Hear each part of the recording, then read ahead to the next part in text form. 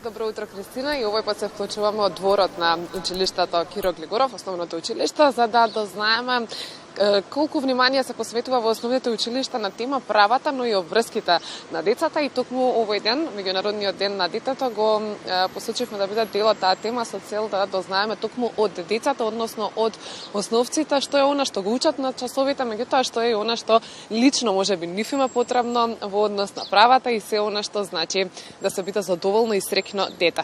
Јас утрово разговарам со Ива Велковска и Мила Стојчевска, така што пред се ќе ви се заблагодарам и вас, меѓутоа и на вашите наставници кои што ве ослободи од настава и што ќе имаме можност да поразговараме утрово. Така што првото прашање Ева ќе биде што е она што денеска во денот на светскиот ден на детето си го посакувате можеби. Не мора да значи дека ви недостига, меѓутоа што треба да има секое дете. Па нас на децата ни е потребно добро образование, пред се љубов од страна на нашите родители и дружба со нашите врсници во и надвор од училиште.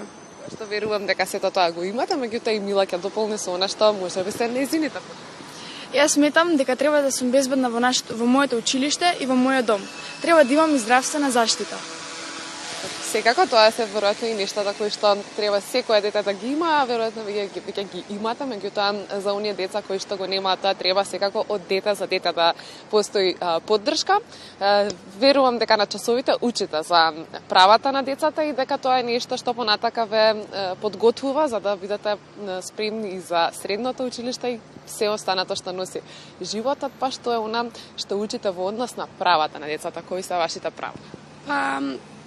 Ние учевме по предметот на граѓанско образование за Конвенцијата за правата на децата, каде всушност се напишани нашите права и некои од нив се право на живот, развој и опстанок, право на заштита од дискриминација, право на почитување на мислење и најдобрите интереси за детето.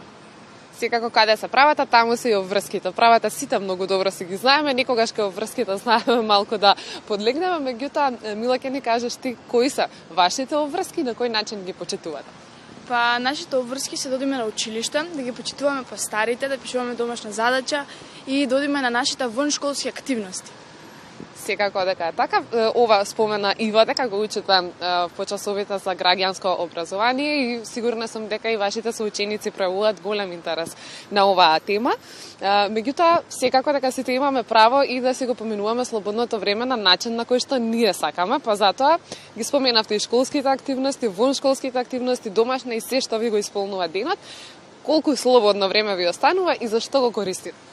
Јас мислам дека на сите барем ако ни останува слободно време и тоа сите го користиме да одиме на спорт, да се дружиме со нашите другари и другарки, да одиме на нашите различни хобиња и така натака.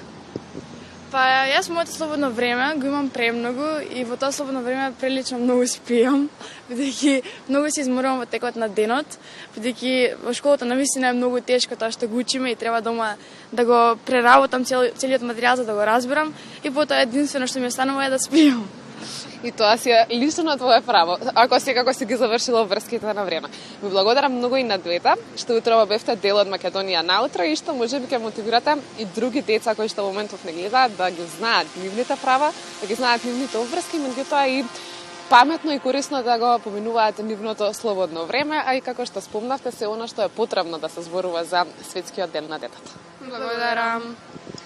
Имавме одличен разговор со Ива и Мила, кои што се ученички од 8 одделение од училиштето Киро Глигоров по повод светскиот ден на детето и на еден убав символичен детски и искрен начин ни открија што има потребно, иако тоа се работи кои што се дел од секојдневието, но ваквите денови како денеска ги користиме за тоа да се потенцира, а мислам дека нема поискрени одговори доколку директно доаѓаат од децата, деца кои што и како ги знаат своите права, ги почитуваат и обврските кои што им следат и во училиште, меѓутоа и надвор од него.